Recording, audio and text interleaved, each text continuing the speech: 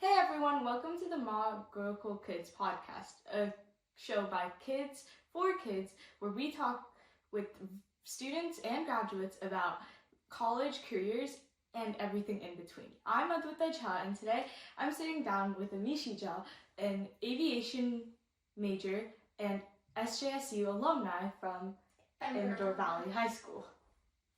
Okay, to get started, Amishi, can you tell us a little bit about yourself, what you're interested in, and what are you doing right now? So as you guys know, I'm Amishi, and right now I'm studying at San Jose State. I'm about to enter my second year, and I'm currently pursuing an aviation degree, and I'm going to get a minor in business. I think outside of academics, I'm doing flight school, so I'm training right now to get my private pilot, and then hopefully getting all the way up till my ATP, which is Air Transport Pilot Certification, and then maybe working for whatever comes my way. And then outside of that, I love, hanging out with friends. I love crocheting. I love hiking, all that. Yay, okay. So, let's talk about college. Did you imagine learning aviation in college, or was it like an out of the blue thing? Yeah, so I think I discovered aviation around my sophomore year of high school, and honestly, I was really lucky because my sister Shagun, she had a friend who was actually a private pilot at that time, and I was kind of interested in it, but I didn't know anything about it, and he offered to take me on something called a discovery flight. So it's just like an introduction. You just kind of like watch and see what it is. And I went on that flight with him. I don't even remember where we went, but it was super fun, and since that day I was pretty much hooked. But at the time it was probably like very hard to balance with school, so I decided to not really start doing it consistently until around my senior year of high school. And I think my case, I just got super lucky, but aviation itself is really hard to discover at school because you only have like the pretty basic, subjects like science, math, and history and whatever. So it was pretty hard to like explore it if you're not already have a connection or, kind of like that. But I think that goes into like what you should do in high school. Really explore everything, even if it's not in high school. Okay. Wait. So you said that you're currently taking your private pilot, or trying to get your private pilot. Yes. So, how's that been working for you? So I actually had a really rough start. So I started consistently flying at Livermore Airport my senior year. And I think for the first, I want to say 30 hours of flight time that I gained, I had an instructor, and he was very particular, and he was on the spectrum, but it was very social wise, and so I had thought he was a very intelligent person. I thought it was fine. Turns out he was actually teaching me the wrong things, and he got fired. So I kind of had to restart my whole 30 hours, so it was a lot of time, effort, money wasted, and that was pretty much up till my whole senior year that I wasted flying with him.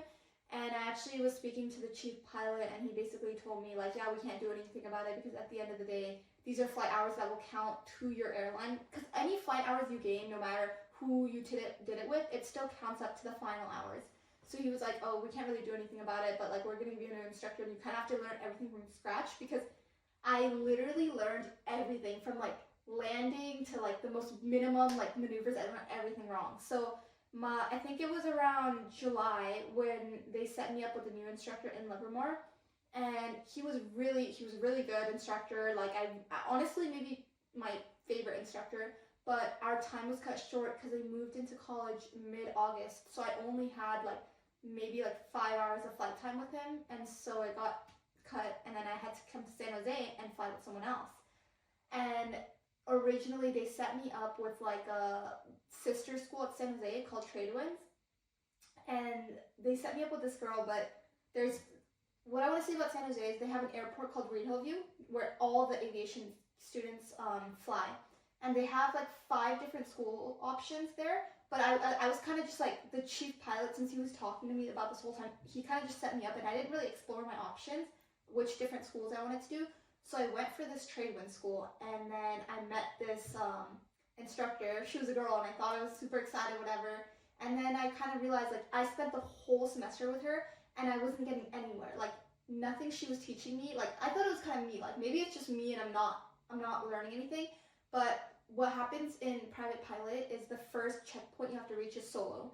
So it's like it differs for everyone, but some people can solo as early as 15 hours. And for me, I had like already gained up to 40 hours because of like the fired instructor, but I was kind of like restarting. So even then, even though I wasted so much time and money, I had to like kind of restart with this new instructor. And still, the whole first semester, I was like, yeah, this is not working. And I really felt like all I was doing was taking like, so we have grounds, which is like a theory lesson, and then we have the practical, which is flying. And she would like constantly be saying like, let's just do ground, instead of actually flying. And you know, she still charges for the theory, but in my opinion, like theory is something you can learn at home. You can't learn how to fly at home, you know? And that whole first semester, the whole time in my head, I was like, okay, maybe it's just me, I need to stay with her. And then towards the end of the semester, I was like, yeah, this is just wasting my money. Like, she's not right. Like, it's just not right between us. So I ended up switching from her to someone else in second semester.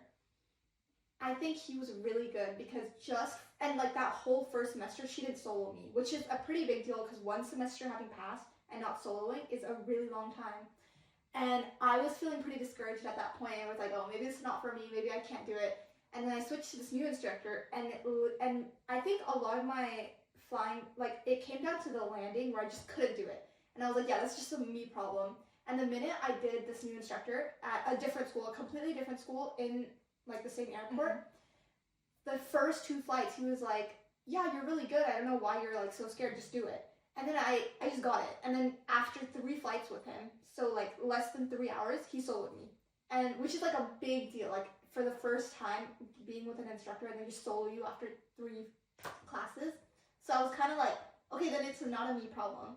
So then I soloed, and after that, that kind of built my confidence. So after you solo is basically doing 3 takeoffs and then 3 landings in a row by yourself, and from start to finish.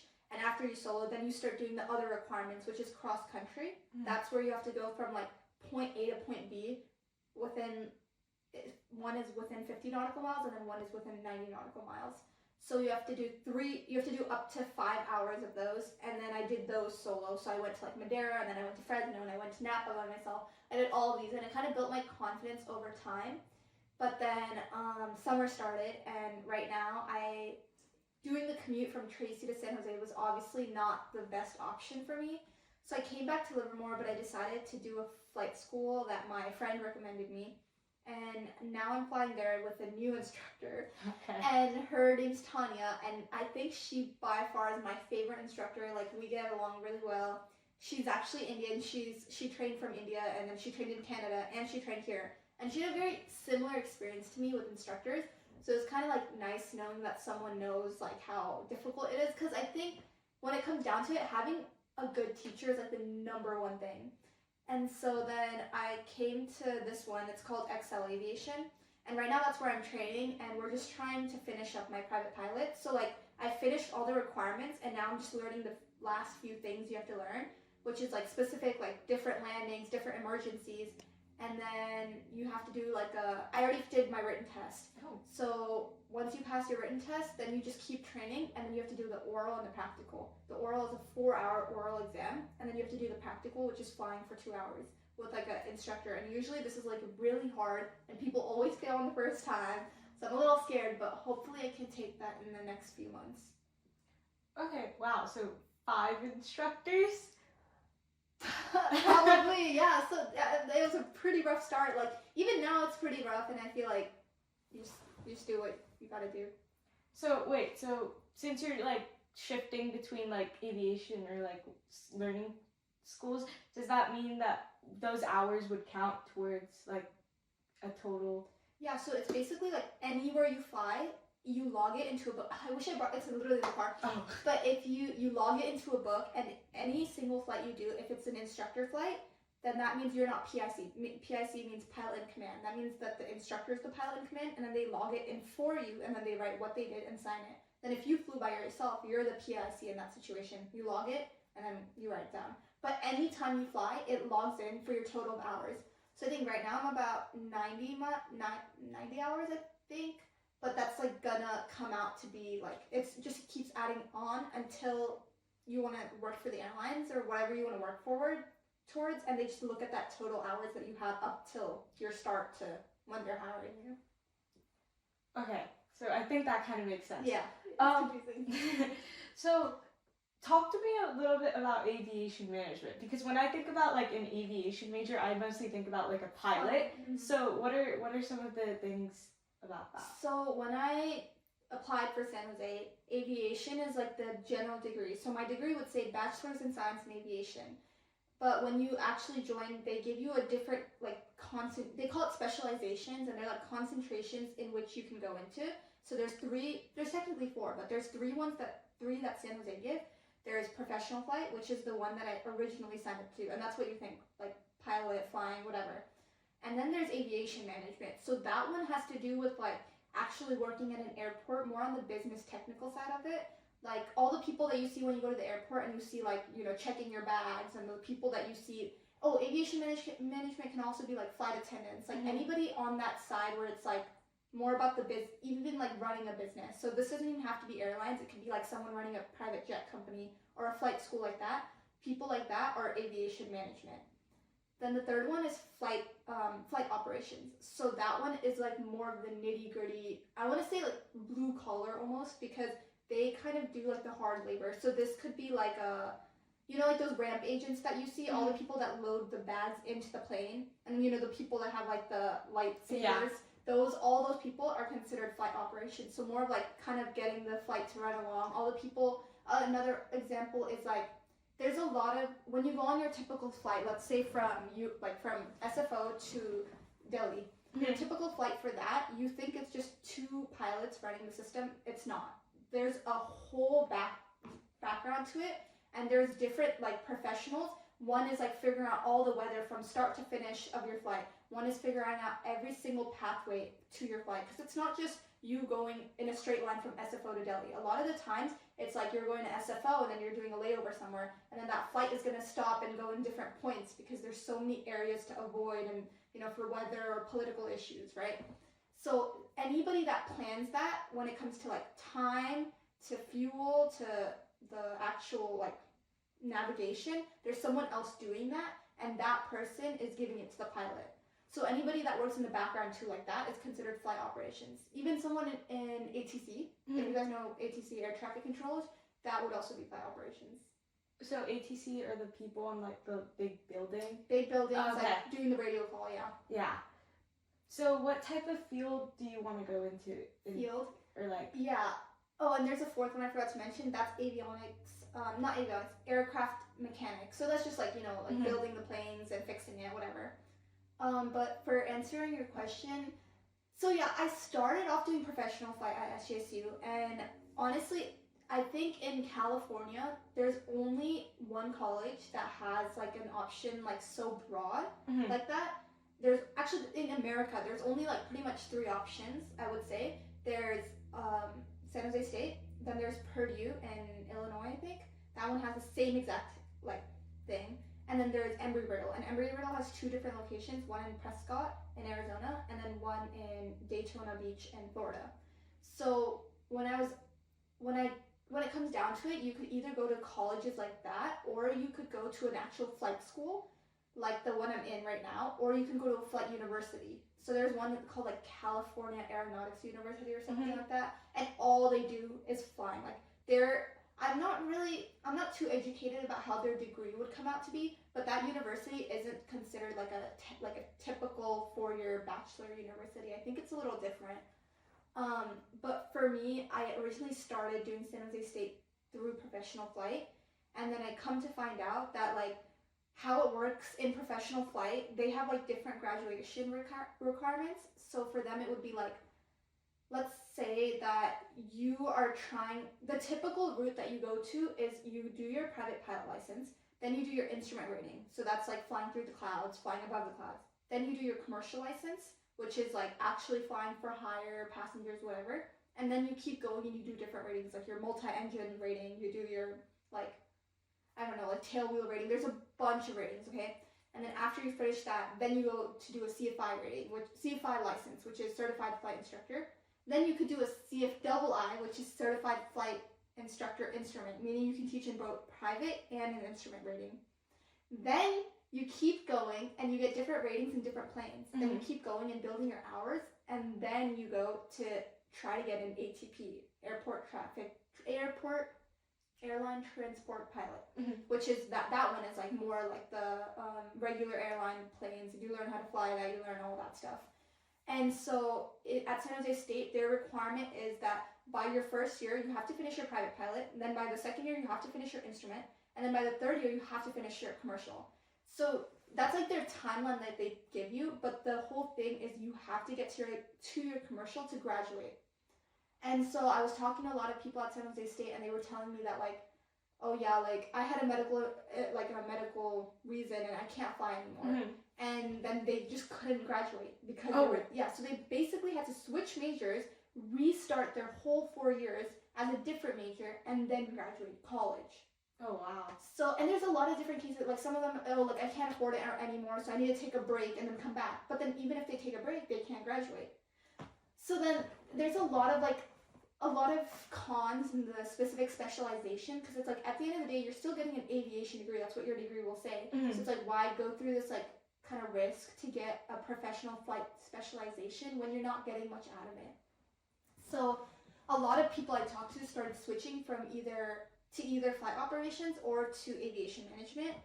And I decided to switch into aviation management, which is like the whole business aspects of it. And with that, I can get a minor in business. And I think literally everyone in flight operations and aviation management, I want to say like 70% of the people, they want to be a pilot. They're still going to flight school, but they're just getting this as a degree to like not risk getting a professional flight degree. And right now, what I'm studying, but the fact is that all three have like almost identical classes, like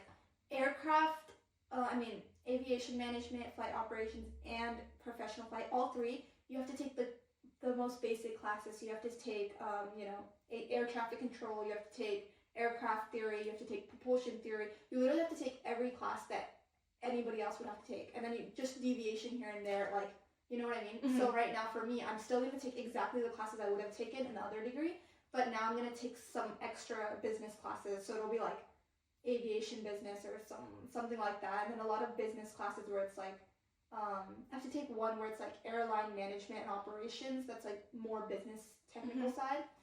So now that's what I'm doing, but I'm still taking flight classes on the side. I take it 3 times a week. But now it's kind of like, at least I don't have that risk where it's like I can still get a degree in something while flying. So that's what I'm doing. Okay, so speaking of classes, what does like a typical day of at SJSU Okay. be like? I'll say my last semester classes, because next semester it's going to be super different. But last semester I took less aviation classes than I did first semester, actually. I took aviation management, I took air traffic control, and then I took like communications, and then I took some like art credit. What else did I take? I can't even remember. I should like check my Canvas at this time. But I took 3 GEs and 2 aviation classes, I believe. And for that, it was like, compared to my first semester, I took 3 aviation classes and 2 GEs. So for me, my schedule was like a lot revolved around my GEs, because I think like especially first and second year, everything is about GEs, like getting your GEs done. And then when you do upper division, which is usually when you're a third or fourth year standing, that's when you start taking more of the technical classes. And so for me right now, I'm taking like the most basic to the basic classes. And I would probably have class, like I put my schedule in a way where I could balance it. So I would do Tuesday, Thursday classes only. So I would have like class starting from 10:30 all the way till like 3 o'clock. I would have 3 classes on Tuesday and Thursdays. And then I would do 2 classes online. And then on Monday and Wednesdays, I would go fly at the airport. And then Friday, Saturday, Sunday, I would like do my part-time job. But next semester, my schedule is completely different, because like a lot of people agree, but San Jose's program is a little bit like chaotic because they don't have enough professors.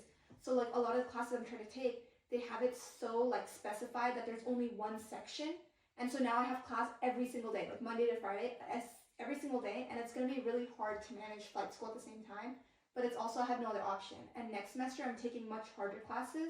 I'm taking like Physics 2A, I'm taking Aviation Law, I think I'm I'm taking airline management operations. I'm taking like 3 aviation classes, physics 2A, and then one other like GE. Mm-hmm. And so I think after this coming semester, like my spring semester, that's when I'm gonna start taking I'm gonna be done with GEs and I'm gonna start taking my upper division classes. So that's gonna be like propulsion theory and the harder classes. Mm-hmm. I know one of them, it's like their final is to literally build an aircraft engine start to finish. Oh, wow. That's like the whole final. And like they don't really, like the professors in college don't teach you how to do anything. They're just like figure it out, learn, and do it. So like a lot of people were telling me like it gets super hard, like you start like failing. Like a lot of the people I met, they were like, yeah, I failed propulsion theory, I have to take it again. And I'm like, what? Like, you know what I mean? Like first year for me, first semester and second semester, I got a 4.0, and I'm like thinking like, wow, it's like these are some fine classes, like, you know, like I can just. And now I'm getting scared because it's like they're really difficult classes. And like everyone's telling me physics 2 is like really, really hard too. And I'm not excited for that, or aerodynamics. Oh wow. So are you looking forward to anything for next year, or? Well, okay, I think the spring semester, my schedule's gonna be really chaotic. I might not even have time to work, but I think that I'm gonna have really fun with my classes because I'm like, I think first year, it's pretty hard to meet people in your major actually. And like because you take so many GEs and you don't get to meet people in your major unless you're something like business, which is super like everyone's business. But for me, first semester specifically, I didn't know anyone in the aviation like field. Second semester, I joined like an aviation club and stuff, so I started meeting more people, and now I feel like I'll be in like a group where I know what I'm doing. I have people to like go back on. But I also think at the same time, like right this summer, I'm taking 3 different GEs online at like the Los Positas Community College, so I can just be done with them early and get on with it. Yeah. But I feel like even then, I'm just like take GE and GE, and I'm so sick of it. Because even after that, like I think this is a lot of schools, but SJSU does this thing. It's called Upper Division GEs, which is the dumbest thing ever. But basically, it's like once you're upper division standing, which is a third year, that's when you have to take 3 more GEs. One is for social sciences, one is for like political science, and one is for environmental science, something like that. And all 3 classes are like so useless because it's like, why am I taking environmental science for an aviation degree? You know, and it's a lot of waste of classes too, because this is actually a problem that a lot of people have, that in college they put a limit on your credits. So for me, I can only take 17 credits. Most classes are 3 credits, which means I can take 5 classes for 15 credits, right? If I take 6, it would be 18. Yeah. So you can only take 5 classes a semester, let's say. It literally is not possible to graduate on time unless you take classes in the summer because of how many classes you have to do in your degree. I think for my degree, the minimum amount of credits is 120, but then that doesn't include like the specific GEs you might have to take. So it's like really, really hard to manage your schedule and like, you know what I mean? Like next semester I'm going to be taking 5 classes, and even then, which is not a lot, but it's like, it is a lot because I'm taking classes every single day. And if you don't know this, like physics, more of the practical classes like physics, chemistry, and like a lot of those ones, they do discussion, lab, and what is it called? Lecture.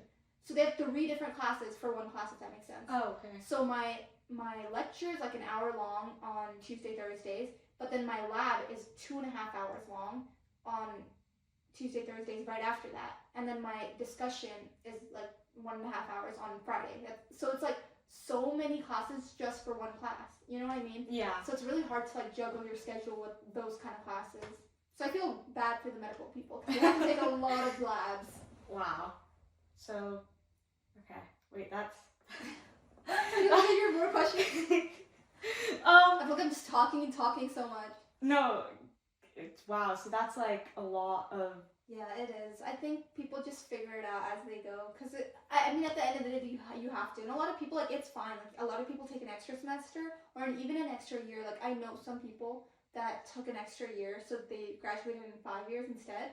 But, like, it's what you have to do, you know, to get your stuff done. So what classes did you basically take in high school to prepare you for, like, more college classes, since we're talking about that? Okay.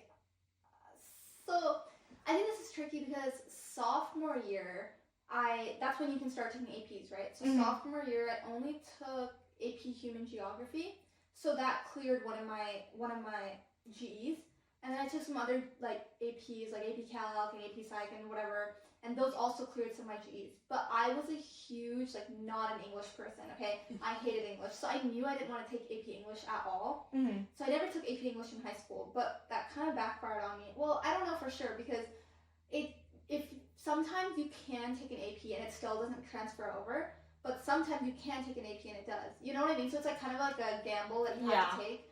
And it really depends on your degree too. Like, some degrees, it's really random. Like, for my degree, I don't have to do a PE, GE, but every other degree I know has to do it. Oh, wow. So that's what I mean. Like, some other degrees, they're like, oh, if you already took AP English, it's fine. But if you didn't take AP English in some other degrees, they're like, you have to do it again. It's really weird. So I think that a lot of the times AP classes can't necessarily, like, get you, like, you know, done with it. But when it comes to preparing, it could. Because I feel like when people say AP classes are college level, that's true to an extent. Like, I feel like AP classes, like how rigorous and fast-paced it is, it could compare to college, but I also think it's a little bit different because, like, even though AP classes are fast, I think most of the teachers do go over stuff, they do explain, especially when it comes to math. Like, things like math, they really do explain. Maybe different for history, but that's why I think in college it's way different because, like, I think 99% of the professors, they don't really teach in class. Like, they just show up to class, they tell you what's going to happen, and then they kind of just send you off. And it really depends on the classes, too, because I think first semester I took a class called Business Statistics. My favorite professor ever. He taught so well, I learned so much, and, like, super good. Yeah. But then there was, like, my aviation, it was Aviation 2. That was it was private pilot theory lessons. He did not teach anything. Like, he would show up to class, talk about his wife, talk about his daughter for 5 minutes, talk about how much homework we have, and then leave. So it's like, in those kind of classes where you really, really need it, they don't teach you anything. Yeah. So for me, I think it was like, I think the classes that probably helped me the most in terms of college were math, because doing AP Calc, I finished everything I needed to do, so I didn't have to take any more math classes. But then as for preparing me, nothing could have prepared me because it's like aviation, you know, like nothing in high school compares to that. But I do think if you do take AP English, things like AP English and any AP English and AP History really prepares you for writing. So, like, a lot of the people that took AP Lit, they really know how to write well, how to articulate paragraphs and essays. And I think that does prepare you for college writing, because in college writing, they expect you to know everything. So it's like, if you don't know how to do MLA, if you don't know how to, like, write essays in a particular way, you're not going to do well in college because they don't teach you that. And same with AP. I mean, AP histories are kind of different because it's like they do teach you a lot of, like, different writings, but I think AP history is a lot about memorizing. So I guess that could help you in a sense too, because college is all about memorization. As for other classes, I wouldn't speak on science too much because I never took chemistry in college. And I never really have to. I only took physics and bio. Never taking bio again. So, but for physics, I guess we'll find out. In physics, I think it's sometimes certain classes, it's like you kind of forget, you know? Like, a lot of the classes in high school that you learn, even calc, okay? Calc, I was so good at AP Calc, and I really, like, knew my stuff. And then I got to college and I never had to take it again. And then second semester, I was helping one of my friends because she was doing Calc 1 or something. I was trying to help her, and I was like, wow, like, I don't remember any of this. And I used to be so good. Like, I was like, wow, I don't remember a single question. Like, I can't think of anything. So I think in that kind of case, it's like you could obviously prepare yourself in the technical things like writing. But when it comes down to it on, like, specific content, you're not going to remember a lot of things up till college. And I think if you ask, like, medical people especially, like, I mean, I don't know exactly, but, like, whenever I hear Shigu talk, she, like, tells me even in college, it's so fast-paced that it's like she'll do a class, let's say bio, okay? She'll do it, and then she'll forget everything she learned after it's done. Because it's like, the brain cannot handle that much, okay? Like, it's just things after things after things. Like, you just forget past stuff, past topics you learned. But again, the technical stuff, it's definitely going to help you. My suggestion is probably take AP English at least once in high school. Yeah? So I might ask personal question. I might ask. You can ask. They can help someone here too. Kushi about, like, bio stuff, because I'm like, oh yeah, I'm doing stuff about it right now. Wait, so are you taking regular bio or AP bio? Regular, so I'm skipping it over the summer, so yeah. Okay. Yeah, you'll see. Yeah. I think AP classes do help you in the terms of like you kind of figure out like you need to do it yourself. Mm-hmm. If you take regular classes, a lot of the people are like, oh, I have time, like, oh, my teacher will, whatever. But like AP classes does get you in the mode where it's like, okay, I need to do it, I need to be done, like I need to study this, because AP testing is very much like that. Yeah. And that's a lot what college will be like, you know, you need to know it. And one big misconception I'm telling you right now that people say you can cheat in college, that you can, like, I'm gonna be honest, you can cheat in high school so easily, but in college it's not like that at all. Like, I don't know why this, everyone's, when I was going into college, everyone's like, oh, you can cheat on this, you can cheat. No, like, never once, even like if it has crossed my mind, it's not even possible in college, because it's like, at least for me, I think for my biggest class, which was business statistics, I had 120 people in that class.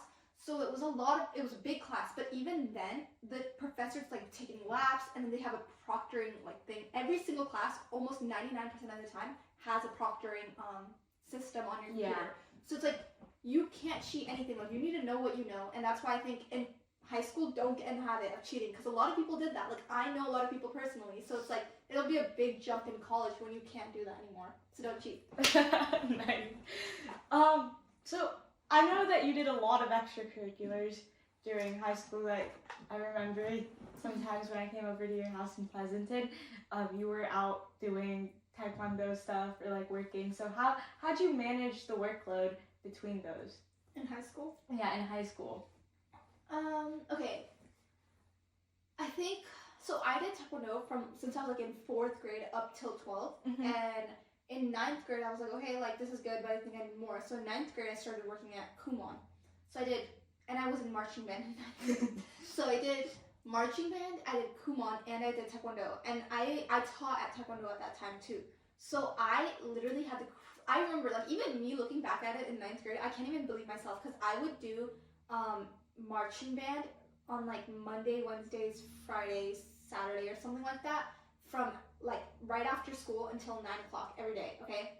And then Tuesday, Thursdays, I would have to do what is it called, taekwondo. So I would go to school. After school, I would go to Kumon, and then I would do Kumon from like 4 to 6, and then I would go to taekwondo, and then I would teach taekwondo 6 to like 8, and then 8 to 10 I would do my own classes. And that was pretty much my schedule all of 9th grade. Mm-hmm. And then I quit Kumon because I was like, okay, I hate the boss, and I don't like I don't like these kids, because the kids I taught were like 3 years old. They were like not even potty trained. Which 3-year-old is doing Kumon? That's like crazy. I taught like the ones where it's like you teach the spelling and you teach the like alphabet and like the like, you know, pronouncing those. Yeah, I hated it. I had so many kids pee and see or like say like I can't do that. Wow. And so after that, see, I feel like working in everything, you know what you want to do. Then sophomore year, I started AP classes. I started like I started doing more academically harder classes, because I think 9th grade is like super easy. Like, it's not similar to middle school, but it's very much doable. But sophomore year, when you start taking AP classes, and I did honors classes, like I did a lot of honors. All my classes, if they weren't AP, they were honors. And I think that's when the workload started getting a lot, okay? And one thing I do regret is I did not focus enough on academics sophomore year at all. So I was like trying to get all these like 9th grade, I was in a lot of clubs too. Then my sophomore year, I had a treasurer position in one of the clubs called Homeless Hearts, which is like homeless people like advocating and like giving care packages. And then I was still in Kids Against Hunger, and then I was still in another club called Local Leaders, which was like environmental stuff. And then Kids Against Hunger, everyone knows, right? And I think sophomore year is when I definitely fell off, because I was like, okay, like I want to do this, I want to do that, I want to do that. But I like didn't really think about school as much as I should have. Sophomore year, my grades suffered so much. I think that's the worst I've ever done in my classes, because I think also it was like a big jump for me too. I was like, okay, like these classes were a lot like harder in grading too. Like, it's like I thought I was doing fine, but clearly it wasn't up to what they needed. And sophomore year, my grades were really bad. So then by junior year, I was like, okay, I need to like definitely like tone it back. I need to lock in. And by sophomore year, I had not been doing Kumon. I was only focusing on taekwondo and then my clubs, I think. And I wasn't doing marching band either. So I think then by junior year I was like, I toned it back and I became an officer and I became president of Homeless Hearts, and then I became treasurer of Kids Against Hunger, and I became president of Local Leaders. And then I was also doing Taekwondo, and then I was doing something else I can't remember, but whatever. And I think junior year is like, a lot of people say junior year is the most stressful, but obviously for me, after going through sophomore year and freshman year, I was just like, oh, whatever, you know, like, I think I kind of like understood like how it's gonna work, how I need to pace myself. And I also, junior year, I don't even know what APs I took, but I kind of toned it back in academics wise too, because I was like, now I know what I can handle from sophomore year. So like, I knew my strengths, I knew my weaknesses, and I kind of focused on that too. And by junior year, I think, I remember sophomore year I took journalism, and then junior year I took another. I was like taking any elective that could kind of see what I like. Okay. And I literally by junior year I was like, yeah, like I hate all this. And junior year the first month of junior year, like or senior year, my dad was like, yeah, junior year. He's like, take CS, take APCS, take APCS. So I took AP Computer Science. And of course I hated it. Like I hated it to its core. Like anybody that codes, like props to you, because I hate it. And I think that definitely really like told me like, wow, like I hate this, and I know that I don't want to do this, okay? And that's also, by that time I had my first discovery flight for aviation. And then I like really, I forgot what I did junior year. I literally cannot remember. But like junior year is when I figured out like everything that school's offering me, I'm just like not like gearing towards. And that's when I also was like, okay, like I'm just gonna kind of go through school and just try to do good, and we'll figure it out. And then I did SATs too by then, and then I also, you know, like that. Yeah, I remember taking you to an SAT or picking you up from it. Oh really? Yeah. Yeah, I hated that. Wait, I know. Okay, for my year was the last year where they stopped doing it, like where they didn't count, because SAT I didn't even put it into my college stuff. So my year was the last one. After that, they started doing digital. So thank God for me, because I did not like the SAT. Like I'm not a big English person, which you guys know. So English was not good for me. And I think like this is another thing. Like I think a lot of people are like, oh, I'm not good at this, I'm not good, but that's fine. Like everyone's gonna be good at something, and everyone's gonna be better at something. You know what I mean? Yeah. So I think figuring out at least in high school, like figuring out what your strengths and weaknesses are is really good. Like at least like kind of admitting like, okay, maybe I'm not good for bio, but I'm good for this, you know? And then by senior year, I like for sure knew like, okay, I want to do aviation, because I knew like for me, I literally like sitting in a cubicle and doing like a 9-to-5 job like was not what I wanted to do at all, and I really like wanted something more hands-on. I think junior year I did engineering, and okay, there we go. I was like trying to figure out what elective. Junior year, senior year I did engineering, and I loved it. Okay. Junior year, I did like the basic intro to engineering or something, and I really liked it. That's when I did like CAD and software and all that, and I really, really liked it. And that's when I also started thinking like, maybe I want to go to engineering. And so I actually had both engineering and aviation in my head.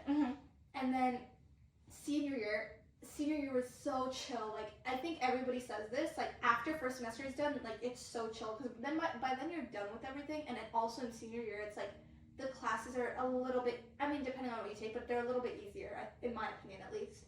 And I think that senior year, I think I was like still president and officers of all of the clubs I stated before. I did all the clubs consecutively in high school, and by senior year I did another part-time job at like Windsor for some time, like from January to like May, second semester, when the hard part of senior year was done. And you know, college apps and all that. And then that's when like during college apps, I was also in senior year doing aerospace. So if you guys know what ROP is, it's when you go to a different school. So like I did 2 different engineerings. I did like what was it called? The pathway? Yeah, the pathway. There's like intro to engineering, and there's a second one, and then there's a third one. What's the second one called? Do you know? I know the first one, but I know my high school doesn't offer it. So second one is like civil engineering. I don't know. Okay, but that one was also about like that one was more mechanical, like building. So it was probably mechanical engineering. That's not what it's called. I don't know, but whatever. It was called something, and I really enjoyed that class too. And then third year, I had the option to choose like which engineering pathway. So they have like architecture, and then they have aerospace engineering, and then they have a third one. I don't know. And then I decided to do aerospace, but that one was only offered at Foothill. So I had from first to fourth period at Amador, and I also took DECA in senior year, which is super super random, super random. It was economics business ownership. I just decided to take it because I was like, okay, like it's senior year. And I actually really enjoyed that class, and I did join DECA, but I only went to one of the mini cons. And I actually placed. It was my first mini con, and I was like, I didn't even prepare. I just like showed up. I was like, okay, like 'cause my senior year, you literally don't care about anything. And I was more in the mentality like I'm just doing this for fun. Like I already kind of was set on like either engineering or aviation, kind of more towards aviation because I was doing flight training by that time. And I just did DECA. And then I placed at MiniCon by some miracle, and I was like, and I actually liked it, like, figuring out, like, and I think I did, I wish I could remember what topic I did. Recreational? Yeah, it was like something like hotels and stuff. And I was like, wow, like, I really, really like this. Oh, wow. So then that's when I was like, wait, do I want to do business maybe? But then, I don't know, like, I like aviation too. Well, you're now doing both, so. Yeah. And so senior year, I did all, first period to fourth period, that's what I did. And then right after lunch, even during lunch sometimes, I would sneak out. No, I'm kidding. But after lunch, during fifth period, I would travel to Foothill, which is like the neighboring high school, and then I would do fifth and sixth period there. Sixth period there. It was more sixth period, and they did aerospace engineering there. So I we built miniature planes and stuff, and then we did like a lot of random stuff in that class that I literally don't even remember. But that class was super fun because it was super hands-on and stuff. And I think I realized from senior year too that like, wow, like I really like hands-on stuff or like doing something that doesn't involve sitting on my computer, Yeah. And that's why I really like business because I'm like talking and I'm like talking to people and figuring out stuff. And then during college applying season, I was like really conflicted because obviously none of the UCs offered what I wanted to do. And then at the same time, it's like I wanted to do engineering, but then I wasn't sure if I wanted to go to aerospace engineering because obviously that's like the hardest thing ever. Yeah. And it's like, okay, I love like the actual engineering side to it, but I mean, and I like math, but I don't like physics that much, which I know you're gonna say you're an aviation major or whatever, but like I'm gonna get into that later, okay? Physics, I think I only hated because of the teacher I had in high school, but I was really conflicted because all the UCs didn't offer what I wanted to do mostly, and the only school that offered it was Embry-Riddle, SJSU, and then Purdue. So I applied, and I really didn't want to go out of state too because just like affordability aspect of it too, like it didn't make sense for me because any school I did aviation in, I would have to pay for flight school on the side. Yeah. So I applied to all the UCs. I applied to some of the CSUs, which was like San Jose, San Diego, and like Pomona or whatever it was, safeties. And then I applied to Embry-Riddle, and I applied to ASU because ASU also has it. And I remember I applied to ASU, which is so funny to me because I would never go to ASU. I think I just applied as a safety. But I decided that I wanted to. So then after the whole process, I was like, okay, like I'm just gonna choose whatever. But then in the back of my head, it was like when you're applying for colleges, it's really hard because even if I wanted to apply for engineering, I had no experience at all in engineering. Like not one thing towards what I did in like high school. I briefly did like an internship at a startup too. It was an AI startup over junior year summer, and that was business. It was like marketing mix and product management and whatever.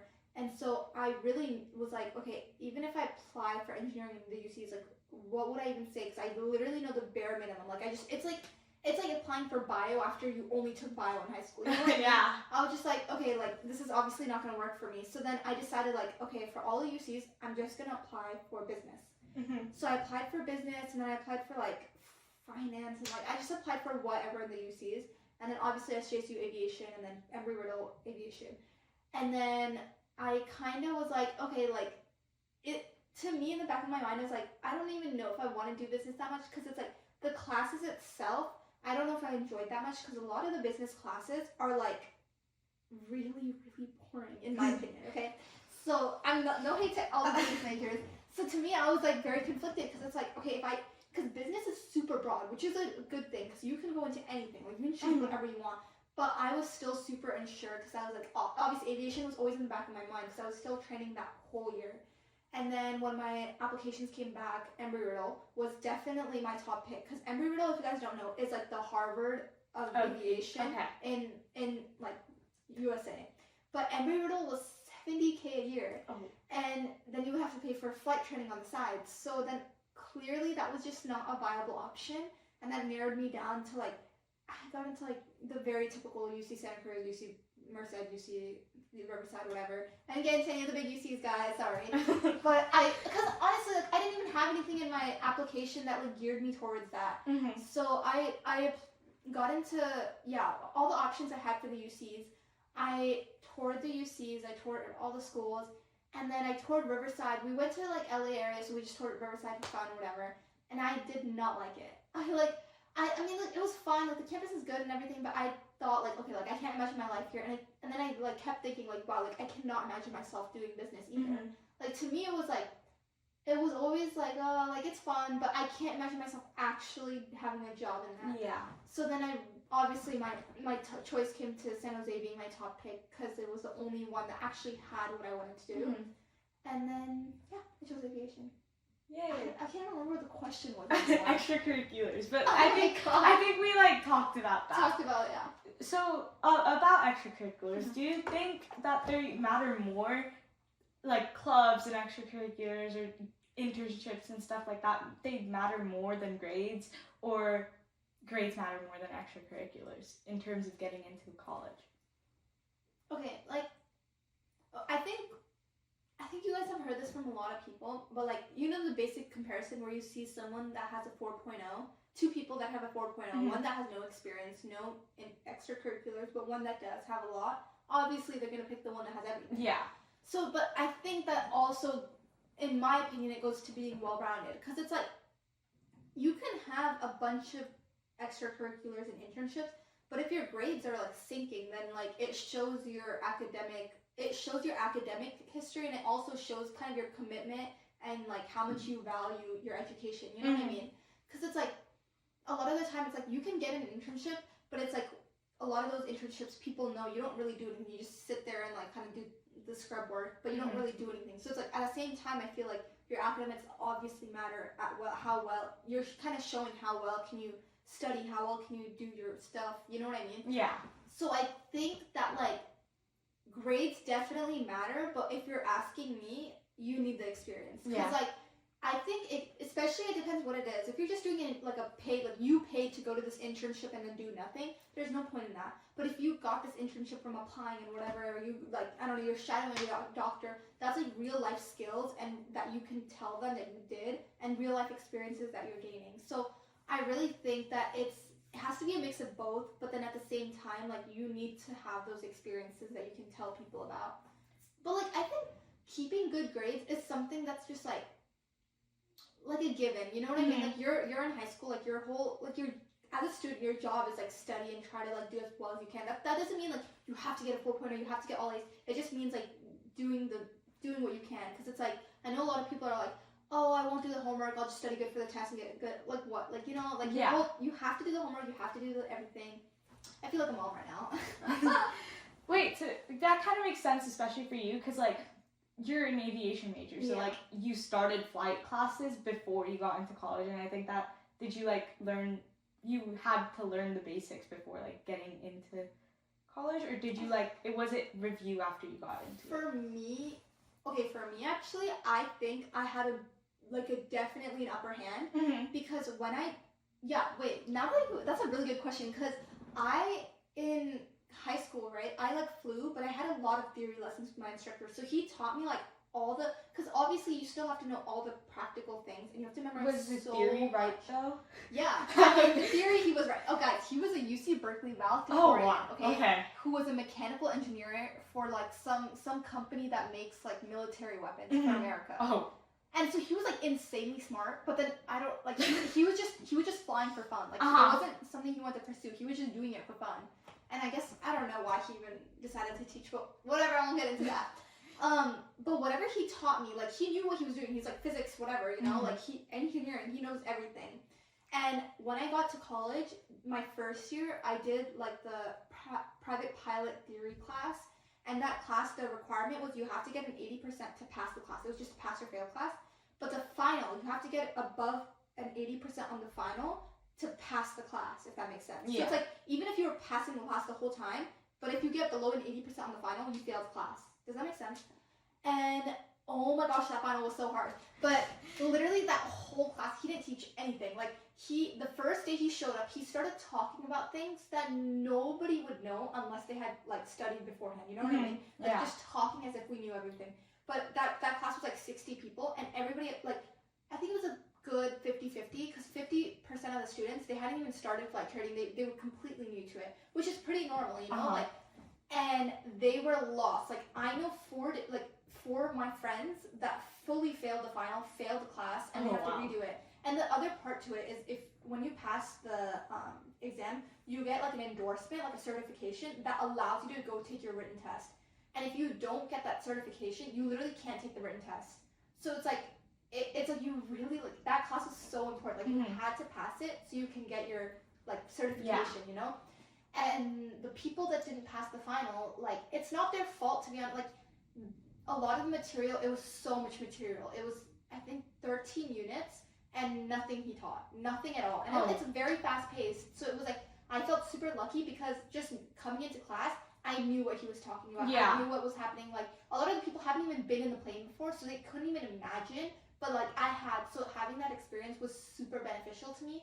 And I think that can go into any major. Like, even as, like a medical major, if you already have shadowed a doctor, you know a little bit, like, of things that are happening. Same thing in, like, business. Like, that business internship, what is it called? The internship I did with, it was called BitLoops, like some startup. It was AI, but I was in like the business aspect of it.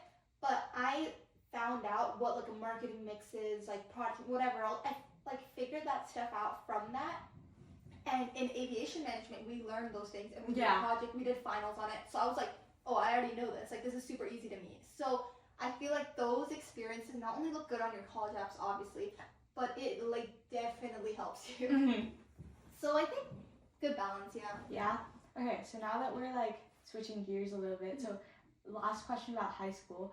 But what advice would you give to like a person like me that's incoming freshman to high school? Oh, incoming freshman. Okay. Okay, I said this at the grad event too, actually. Literally, no matter, okay, I know a lot of people are like dead set, like, oh, I want to do this, like, this is what I'm going to do. Like, a lot of people, like, in middle school, they're like, oh, I want to be a lawyer, I'm going to be a lawyer, you know? To be honest, I remember, like, for a while, I was like, yeah, I'm going to be a lawyer, I'm going to be a lawyer. Like, I said things like that, you know, like, oh, I'm going to do this, I'm going to do this. But seriously, I think people kind of underestimate what goes into it. Like, obviously, in middle school, like, you're not going to do the research. Yeah. You're just, like, kind of doing whatever. But I think in high school, that's when you start, like, researching different, like, majors, you start learning. And I think a lot of that goes into, like, making sure you like what you're doing, you know? So in high school, my biggest advice would be do everything you can. And I said this at the grad event, like, I stand by it. Trying every single possible thing not only tells you what you want to do, but it tells you what you don't want to do. So it's like, even if you think like, yeah, I want to be a lawyer, so I'm going to take like this public speaking, whatever. Yeah, like do it, but like that will like really tell you if you like it. Cause saying you want to do something versus actually going, cause like, okay, for physics, like I don't like physics, and I know a lot of people are going to be like, what? Like that makes no sense.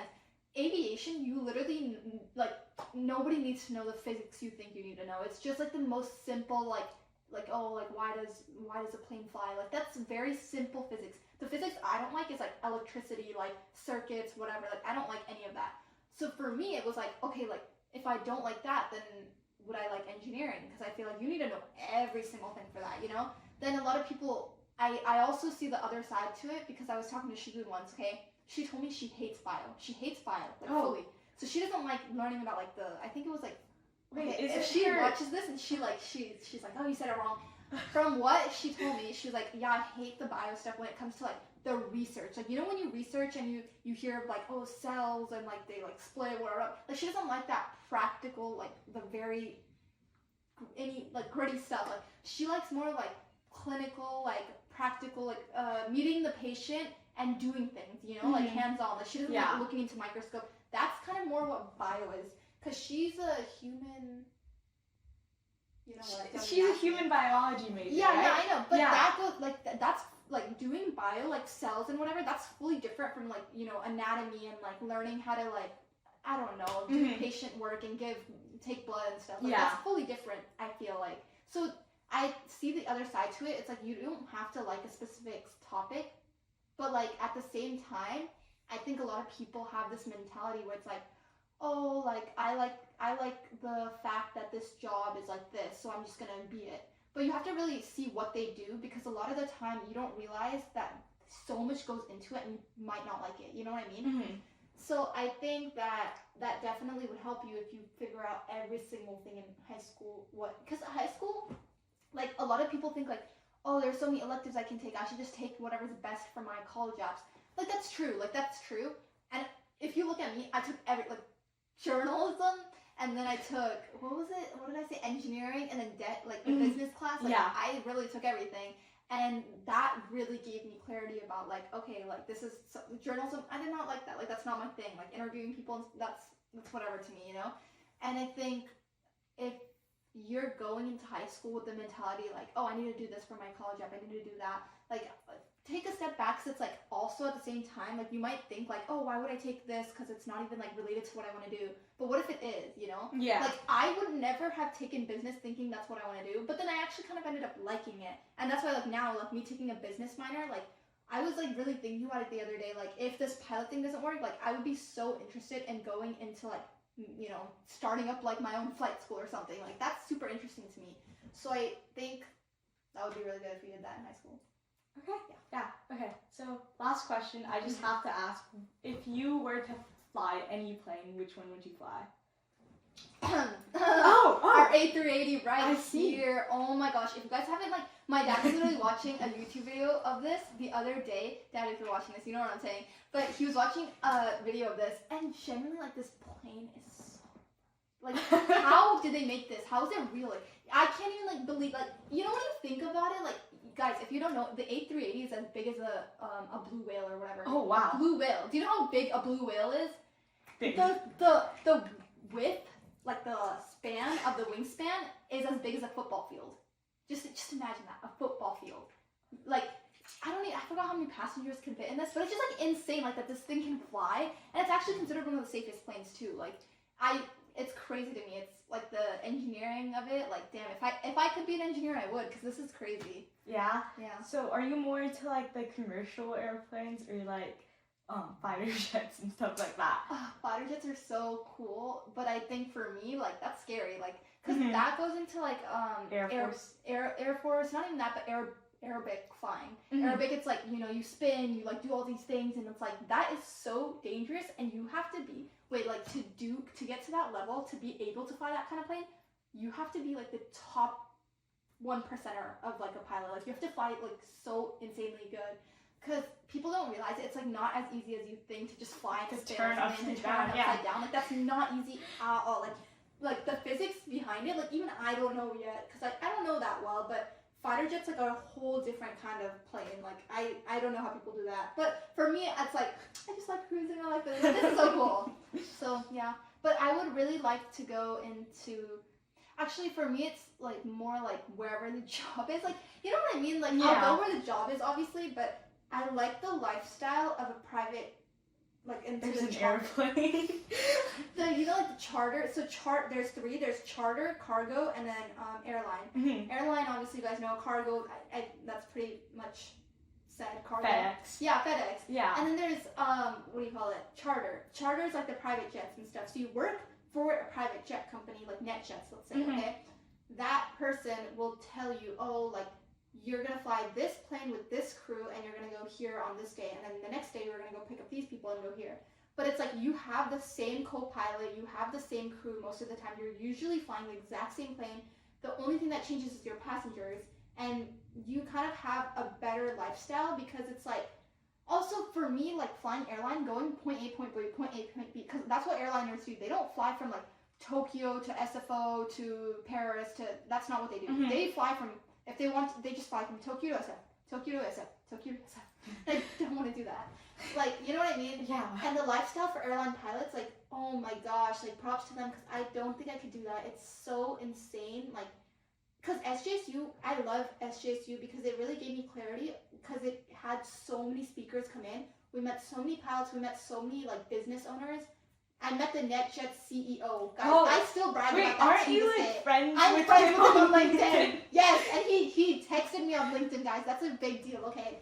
One day maybe I'll ask him for a job. Anyways, wait, what was I saying? About like how you don't airplane pilots. Yeah, they came to talk, the airline pilots, and they were just saying how much they literally hate their life. Like, that's exactly what they were saying. They're like, yeah, I have a lot of money, but it's like, do I have time to spend it? That's literally what he said to me, like, straight on. Oh. And he was telling me, he's like, oh, I see he has a new kid. He was telling me, he literally has a newborn, and he sees his newborn, like, maybe once in, like, 3 weeks. And I was like, a newborn? Like, you're gonna see your newborn, like, when they're newborn to, like, a month. Yeah. You're gonna see him when a month to, like, 4 months, maybe. Like, that's insane to me. Not even that. I think it's like. But I feel like you have so much aura when you to walk. be an airline pilot. Yeah, like. That's true. And the money difference from an airline pilot to a charter pilot is insane. Like insane, the money difference. Mm-hmm. But then also it comes with like to get to an airline pilot is much harder. Like people don't realize this. It's not like oh like you get your license and you can just join the airline. It's not like that at all. My friend, right, that I told you guys about that flew me for my discovery. We're actually still in contact. He literally texts me all the time telling me about his job and stuff. He works for PSA, so that's a regional airline for American Airlines. Oh, okay. Basically what he does is the most, like, he's like just the most hard-working job you can imagine. Mm-hmm. What he does is like, he flies like the small planes from like point A to point B, like domestically, like let's say from his base, I think his base is in Texas. So he flies from like Texas to like Florida, then Florida to Texas, then maybe Florida to California, then California to Texas, like more point 123, point 123, you know? And he has to be on standby. His schedule's insane. Like he works as much as much as anybody can possibly work, right?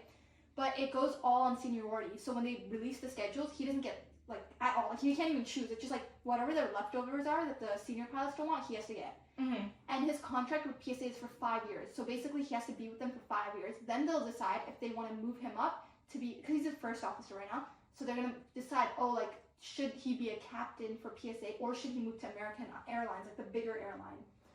And the thing is, like, his job consists of just being on call all the time. So let's say he flies one day, then the next day they'll tell him you're on call. So he has to come to the airport at 6 a.m. Oh. He has to sit at the airport from 6 a.m. to 11 p.m. on call. And it's not even that like, oh, if someone calls sick, he's next. No. If someone calls sick, they have a sub. If that sub is sick, then it's him. So it's the probability of him going is super, super low. But even then, they make him stay there 11 hours. And that What happens, does he do? Nothing. He sits there. He sits there. I'm not even kidding. And he does that at least 3 times a week. Every single week for 5 years. Imagine that. And then that, not even that, like, if you guys don't know this, but like the seniority in airlines is insane. So there's, let's say there's the captain and the first officer. The captain doesn't do anything. The first officer comes in an hour earlier. He does everything. He does the pre-flight of the plane. And then he figures out everything about the weather. He looks everything. He briefs it. And then, again, the captain comes. He just sits there and he says, okay, tell me everything. He briefs the whole thing with him, and then they fly. And then the cleanup, the first officer does everything. Yeah. The captain doesn't do anything, but that's what the captain had to go through the first officer. You know what I mean? Yeah. And so he has to do all of that for 5 years, and then maybe he can join the airline. But even then, when he joins the airline, he has to restart as the lowest position, and then probably work for like 10 years, and then maybe he'll be captain and get like a captain's salary and that schedule he wants to. But then by then, it's like, okay, let's say you're, I don't know, 45, 50 by then. And like, what's the point? Captains are really, really old. Yeah, I think majority of the captains you guys have seen, they're old. They're very old. And the first officers are very young. There's a reason. Yeah. And a lot of, so in the tech companies you see, right, like let's say they work for a very intermediate company for 5 years. They're like, okay, I have my experience, now I'm going to go to the next. They get hired to the next. Yeah. Oh, and then I'm going to work here 5 years. And then they go top to Google. And then 5 years, and then, oh, they're exactly where they want to be. That is not like what it's here at all. When you join a company, like when you join, let's say Southwest, you're going to stay with Southwest for your whole life. Yeah. You can't change like that. If you change, there's no point because you're just going to go back to the bottom of the food chain in some other company. Yeah. So that's another thing because it's like, say you want to work for United doesn't want you, then you have to go with whoever wants you. But then say you're unhappy there, it's too late. You just have to stay with them. That's what I mean. Like when a lot of people are like, oh, why wouldn't you want to be an airline pilot? Like, why? This is why. So, well, I mean that makes sense. Yeah. But I see the appeal, and I still consider it. Like if that's where the job takes me, then yeah. But being a charter pilot to me sounds so much more cooler. Because I was talking to one, he's like, yeah, the other day I saw a live heart in a box, and I was transporting it to like blah blah blah, and I was like, Okay, so out here saving lives. yeah, you're saving lives. And he's like, yeah, but then the other day I was like flying some rich girl to her friend's house, and I was like, oh.